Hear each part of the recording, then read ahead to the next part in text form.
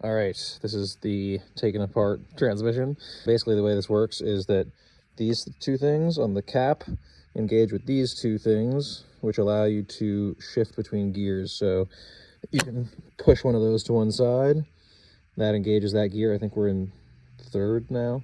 And then you can spin this end and it spins that end the same direction at a slightly different ratio. And then you just pop it back over and now you're back in neutral.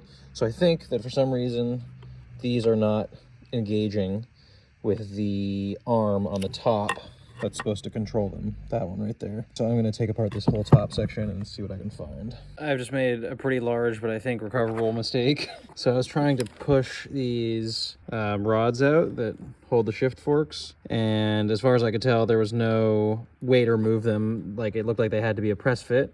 So I started hammering one out and then they all went. And so I looked at the other end, and under the gasket, which I hadn't removed, there was this retaining piece, like a key, and I moved it, but in the process I broke out a little piece of the case that holds it in. But I'm hoping that I can just weld that back in. We'll see. I couldn't see that little keyway on the parts diagram or anything, so I figured the only way to remove it must be to press it out, but should have taken off the gasket first. I think these shift fingers are now good to go. So basically what I did is I had someone build up some weld here and here, and then I filed that down to be the smallest it can be while still making sure that this will properly retain this in all positions.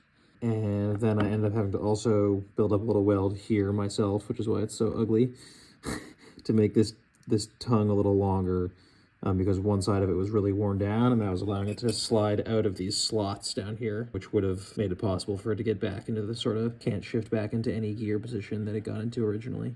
All right, this thing is, I think, pretty much ready to go back in the car. I just gotta put some liquid gasket on this top cover, but I installed it to test everything out, and it seems to be working. So the problem was that basically this shaft here allows you to choose what pair of gears you're shifting between with this lever. This lever was working fine, but this one wasn't doing anything.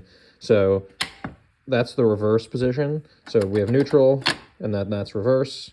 And that was all I could do before. And now if you put this over here, now we're choosing between first and second. I believe that's first, and that's second, or maybe the opposite actually, probably the opposite. And then here is third, and fourth. So I think we are good to put it back in the car. I got the transmission back in last night at like 4 a.m. It took like 6 hours. Not much to see, but that's the transmission right there.